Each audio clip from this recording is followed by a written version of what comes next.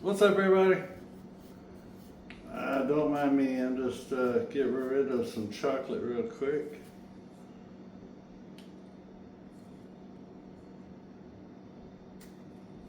Bear with me a moment. Welcome back to my kitchen, and thank y'all so much for coming and checking out what Billy be cooking.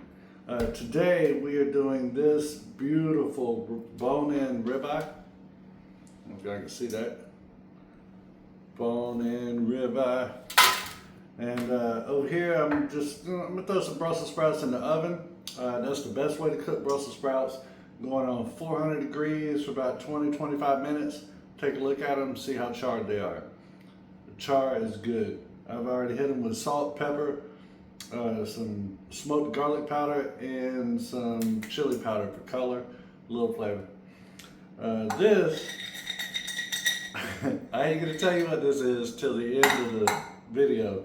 This is an experimental slash you've never seen this before video.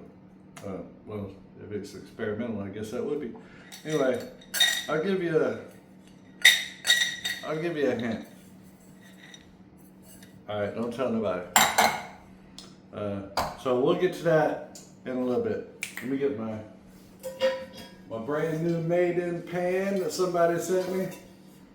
Sent me a made-in pan, y'all. Look there. I must be doing something right. 5-ply stainless steel. I do want to let you know, if you go with a stainless steel pan, if you're thinking about buying, do your research, because these are a different monster to cook with.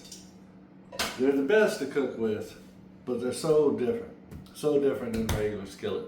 So let me get all this together. I'm going to get this heated up. I'm going to get the oil in here. We're going to sear this. We're going to throw these in the oven. We're going to do something with this.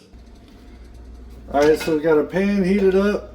You want to heat the stainless steel pan up first. Heat the pan up. Then you put your oil in after the pan's heated. Then you heat your oil. Then you can do your steak. Trust me, it's a lot less steps than cleaning up a cast iron. But anyway, we're going with this beauty right here. This beautiful bone-in ribeye that's been tempered for about 30 minutes. And that just means sitting outside of the fridge getting the room temperature. You put the salt and pepper on it. That way the salt can work its magic. Always listen to this. Oh, that sounds beautiful, don't it? Always lay a steak away from you. Or any meat that you're putting in oil, always lay it away from you so you don't splash the oil up on you. No? You don't have to use one of those if you don't have it. It's a grill press. It just kind of keeps weight on the steak or your meat, and gives it a good surface contact at the bottom of the pan. That way you get that good crust on the outside where the pan meets the meat. It's called the myriad reaction. Google it. It's spelled weird, but it's basically a chemical reaction between the heat, the meat, and the pan. And it gives a little crust. It gives it an umami flavor to it. Enough science. Let's get to cooking. Alright, we got that beautiful sear on there.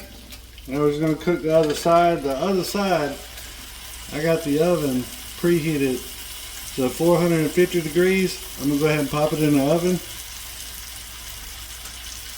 Well, of course, I'm going to take the steak press off there. But we're going to pop this in the oven for about 5 minutes. And that way it'll sear the bottom side and cook it the rest of the way through for medium rare. Alright, now that we got the steak in the oven, let me show you all the secret of today's video.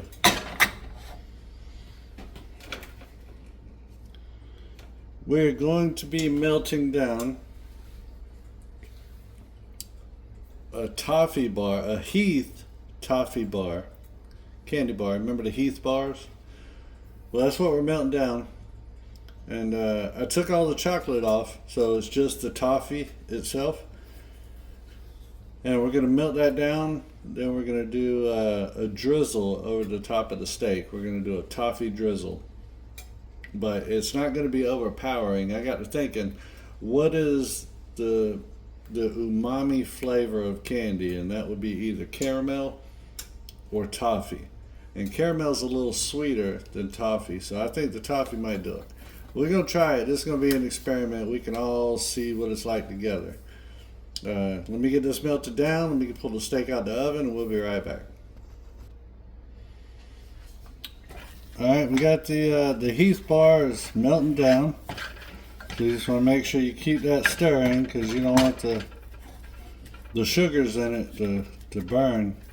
Sugar burns quickly at high heat. So my medium is a 5. I got it on about 3.5 right now.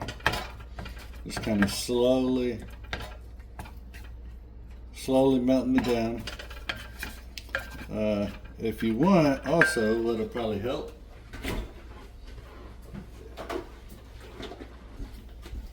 Just a touch of heavy cream. Just a touch, not much.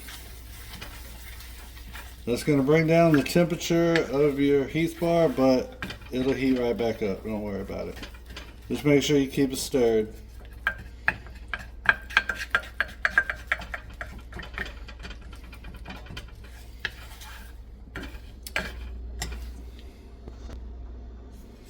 I'd say after about 3 tablespoons of heavy whipping cream, this is the consistency you get with 2 Heath candy bars. Just make sure you get all the globules melted down. Yes, I said globule. I don't know how to spell it. Get it melted down, get it a nice flowy consistency. Because like I said, we're making a drizzle out of this. We're not coating the steak in it by no means. We are not going to mess up the flavor of this beautiful steak. But we are going to have like candy stripes on it. And I'll show you what I mean in just a moment. Alright, this is how we're going to drizzle the steak.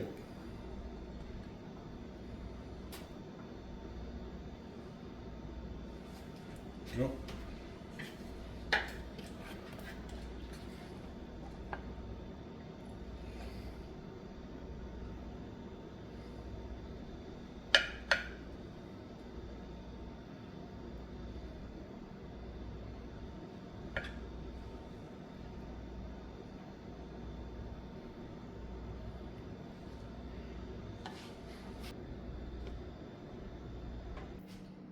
So there you have it, everybody.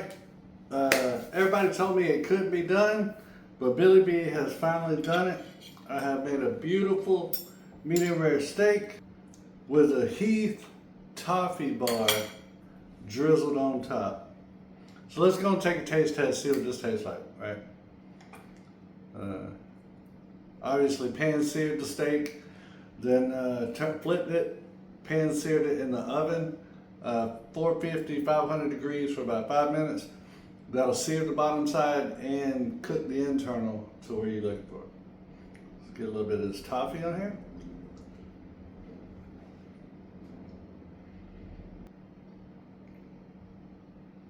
Oh my gosh. Oh my gosh. I just found something brand new. Wait a minute. Let me get a piece of fat and make sure it wasn't just a good piece. Hold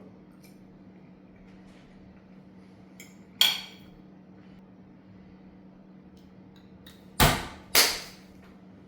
We have just come up with a new sauce for steak. Yep. Trust me on, oh my gosh. I'm about to cry. This is so amazing. God dog, who'd have thought? Heath toffee candy bar. Sorry, I don't mean to be waving my knife at you. This is something serious. Let me get another piece of meat. I know y'all don't want to sit here and watch me eat, but I just want to make sure, because we're talking about melting down a candy bar, right? Now, I wouldn't do this with a Snickers or Three Musketeers and no shit, but straight toffee, I don't know if y'all can say that, straight toffee.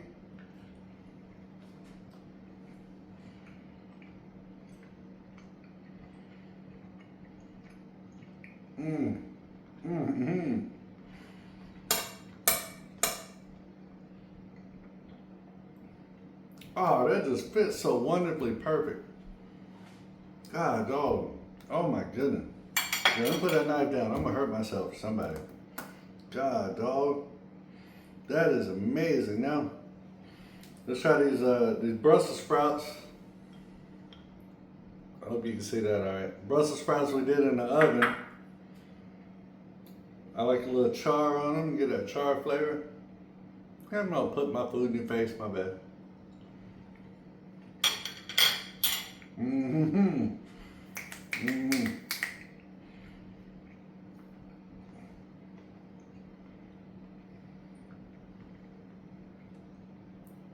Nice and soft on the inside.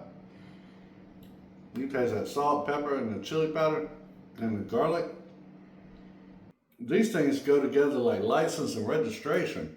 Good Lord, that is delicious. Sorry, I gotta go make a pallet in my room so when this gets ready to go to sleep tonight, it can stay with me. So I got to go. But do me a favor, hit that like and subscribe down below. This right here, I think, is right there. Click that because I promise you, I will keep coming up with new ideas and new ways to cook your simplest dishes that seem like you can only get them in a restaurant. Bullshit. Uncle Billy will show you how to make them at home. So, and hit that bell. There's a bell down there, right? Somewhere. I can't see it from up here, but there's a bell down there. If you click the bell, anytime I upload a new video, it'll let you know. And then you can be the first to be like, do you believe what this one has done now? So thank y'all so much for coming back to my kitchen and checking out what I be cooking today. Once again, I love y'all with all my heart, and I will see you soon.